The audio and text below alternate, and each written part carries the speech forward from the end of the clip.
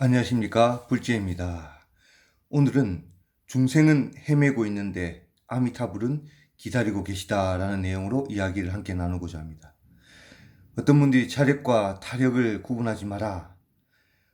타력을 이야기하는데 타력도 없고 또 자력도 이야기하는데 자력도 없다고 말씀하시면서 글의 뉘앙스는 자력을 좀 이렇게 두둔한 내용의 임을 좀 느꼈습니다. 자, 우리가 자력이란 것이 있다고 생각하는 자체가 잘못된 것입니다. 자력이란 것은 없습니다.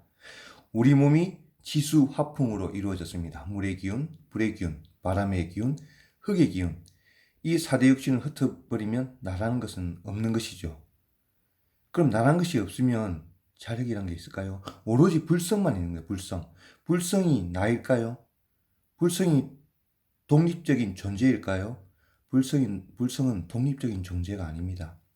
그래서 힉스를 말한 것이 바로 색불이공 공불이색입니다. 힉스 입자는 노벨 물리학상을 받은 것입니다. 과학으로 증명되고.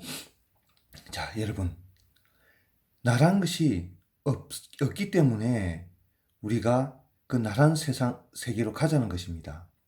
그래서 극락에 가면 결국은 그 불성을 얻는다는 것은 나라는 것이 없다는 것을 얻는다는 것입니다. 얻는다는 자체도 우리가 글로 표현하기 위해서 하는 표현입니다. 자, 여러분. 자, 자력과 타력이 없다면 그럼 무엇을 해야 합니까? 자력도 없고 타력도 없다면 그러면 어떤 수행을 해야 됩니까? 그리고 그 자력과 타력을 구분하는 사람은 무엇입니까? 누가 자력과 타력을 구분합니까? 그 구분하는 자체가 벌써 누구입니까? 그게 벌써 자력입니다. 타력과 자력을 구분하는 자체가 자력입니다. 중생은 이렇게 자꾸 자력과 타력을 구분하고 어느 것이 맞냐고 이렇게 자꾸 갈팡질팡합니다. 이것이 중생의 모습입니다, 여러분. 이러다 어떻게 될까요? 이러다 세월이 다 갑니다. 이것도 못하고 저것도 못하는 것입니다, 여러분. 자력과 타력을 구분짓고 어느 게 맞다고 하는 이 자체가 잘못된 것입니다. 자력은 없습니다. 자력이 없기 때문에 이 영가의 세계에서 나무아미타불 연부를 해주는 이유가 무엇이냐? 이 영가여, 당신이 집착하는 그 영혼의 육체라고 표현해야 할까요? 그 영혼도 결국은 없는 것인데 당신이 그 영혼이 자기라고 고집하고 생각하고 있기 때문에 나무아미타불 연불로 극락왕생에서 그 없다는 것을 깨닫고 성불하라는 것입니다. 성불한다는 자체가 불성으로 완전히 되어버린다는 것입니다. 불성으로 완전히 되는 것이 무엇입니까? 나도 없고 너도 없다는 것입니다.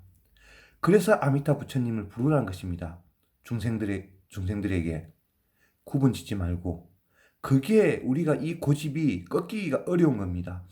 벌써 생각해 보십시오. 자력과 타력이 없다고 말하는 그 사람은 그 자력과 타력을 구분 짓는 게 누구입니까?